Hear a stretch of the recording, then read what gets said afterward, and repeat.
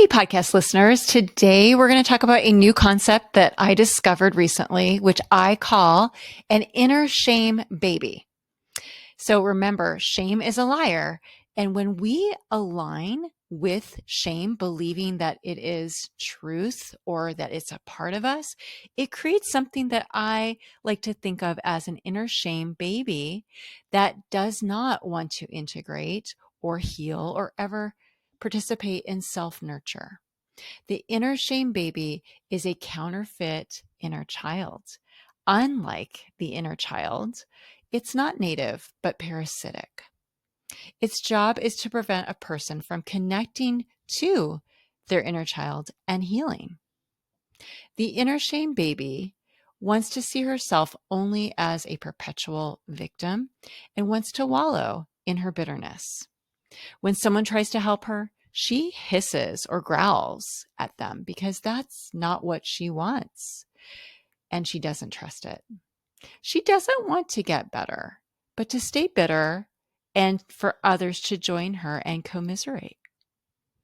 To become whole, we need to expel all the shame out of our bodies. And I encourage you, dear listener, if you haven't already done this, to please go back to a past episode of mine that is titled What Kills Empathy, and listen to that, because the second half of that episode, I lead the listener in an integration exercise to dislodge shame. And so we need to do that for ourselves in order to become whole ourselves. And we always know that we have shame residue when we are triggered in the present by something.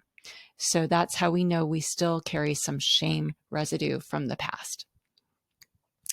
It is also imperative that we learn to recognize shame at work in others. This is how we keep ourselves safe, as people with shame often deflect their shame onto us, and it will derail our hard-earned progress. This can happen through something as simple as that person, their shame, impeding them from making eye contact with us, which on our end will feel like rejection. And so all of a sudden we're feeling shame. We caught, if you will, shame from this person. We caught their shame. Sometimes it is intentional, oftentimes it is not, but it will inevitably happen when we're around other people. And if we don't protect ourselves from recognizing shame in others and how it works, it will cause us to regress. So the following is a letter that I wrote to process the rejection I was feeling recently from being around a shame-filled person. And it contains valuable insight to understand how these things work and how we are to respond to it. So I'm going to read it to you. Dear Michelle, I know I'll probably never see you again, but you keep coming to mind, and I need to process what I have seen. As much as I want to hate you, it's not you who is my actual enemy, but something inside of you that you have aligned yourself with. Shame. Shame is not native to humans, but parasitic, and it robs us of our humanity, a humanity that is inherently good. When we embrace shame by believing it, we unite with it. And yet it is not us, and we are not it. I see, Michelle, that you are entangled with your shame. But for me, in order to retain my own humanity, I need to distinguish between the shame and the core you, even if you do not. Shame is subhuman, and if it has its way, it makes us subhuman as well. Shame lies and twists the truth, telling us that we are victims who deserve to be perpetually bitter.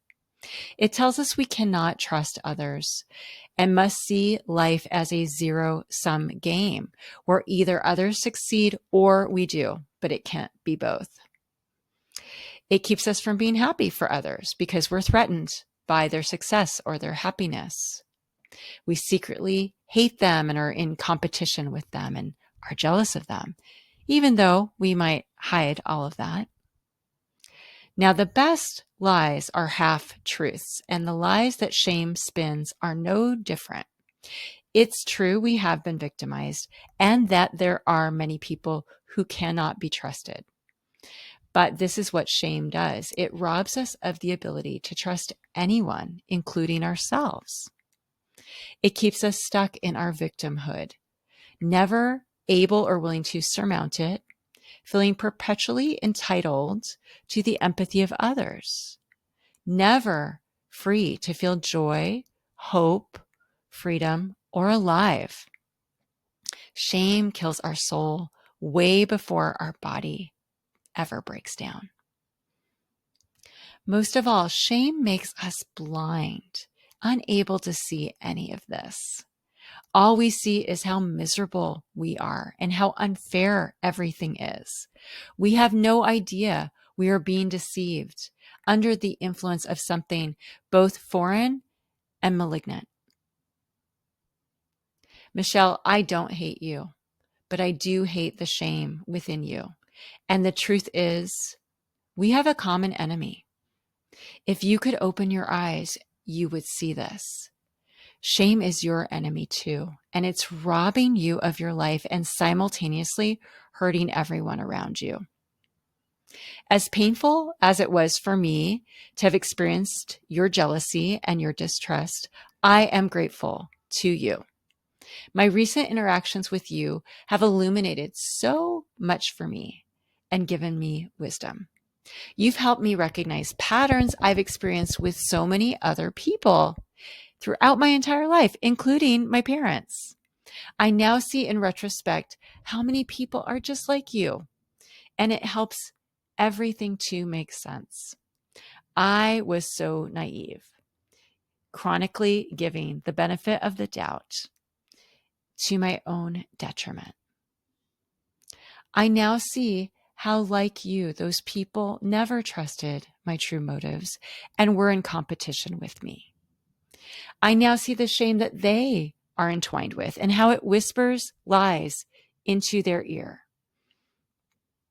I'm so grateful I have expelled all the shame that was given to me.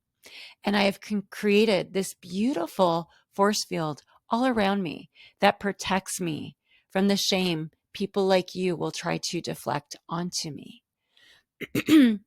I know that I am not the problem, and I will never be dissuaded from this truth.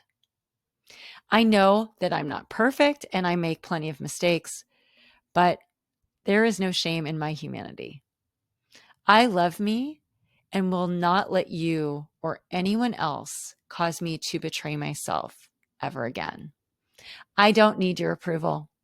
I have mine. Michelle, I know you most likely don't understand any of this or trust my true motives for writing it. And that's okay. I can only hope someday you do.